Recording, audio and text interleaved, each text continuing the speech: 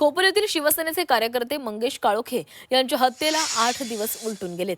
मात्र अद्यापही यातील काही आरोपी मोकाटच आहेत. मृत मंगेश काळोखे त्यांच्या मुलींनी माध्यमांसमोर भूमिका मांडत आपला आक्रोश व्यक्त केला. आरोपींना मकोका लावून त्यांना फाशीची शिक्षा द्यावी अशी मागणी या मुलीनं केलेली आहे. वडिलांचा काय गुन्हा होता असा सवाल या चिमुकल्यांनी सरकारला विचारलाय. त्यांचा गुन्हा काय होता? त्यांनी समाजसेवा केली, हाच त्यांचा गुन्हा होता का?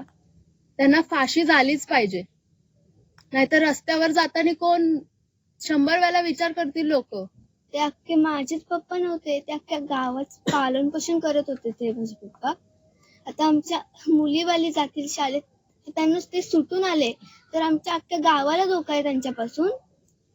तर आता आम्ही एवढीच विनंती करतो की त्यांना सुटू नये, त्यांना फाशीच द्यावे. स्टेज मध्ये 5 जण दिसतात, त्यांच्यातले आम्ही 3 जणांना ओळखलेले होते आणि जे 2 जण आहेत ते भलते अजून फिरतायत बाहेर.